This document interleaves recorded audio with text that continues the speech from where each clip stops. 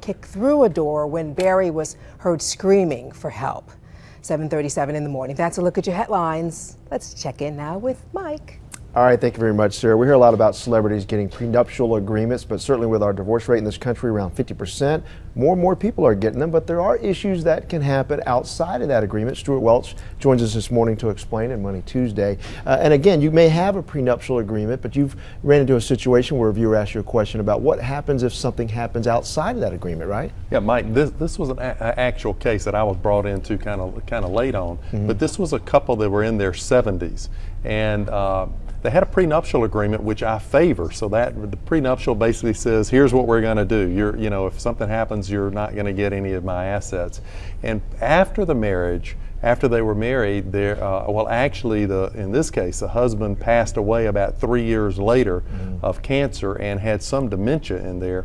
And then ultimately what the family found out is that somewhere in that process that the husband had agreed to give the wife, in this case, virtually 90% of the assets, and this was about $1 million total. Right. And so the family, obviously was disappointed. So you have a marriage that was 3 years, and in this case, the widow gets $1 million, and the family gets some minimal amount of money, and that was not the intention going in. That's what the prenup was trying to prevent. So the question is, how do you resolve those kinds of issues? Yeah, because you were saying that they thought maybe she unduly maybe influenced him to do that. So yeah, so how do you safeguard it? If you're going to get this type of agreement, how do you safeguard it? Well, there are two quick things. One is you could do an irrevocable trust, so it's called an irrevocable living trust, and you move your assets into that trust. Now, the fact that it's irrevocable means that it cannot be changed.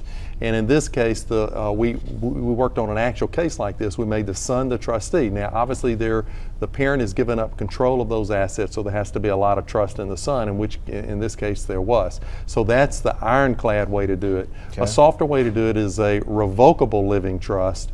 And in this case, you move assets into the trust, but in that case, the parent can revoke the trust. But the way you safeguard it is, in this case, again, you'd make an adult child, the trustee, and that child acts as a buffer. If the parent requested a large sum of money, the child, he can't stop them from using it, but at least the child can intervene and try to convince them not to. All right, if you got more questions about this, you can email him at Stewart@welchgroup.com. Stewart, some good information today. Thank you so much, sir. Thanks, Mike. All right.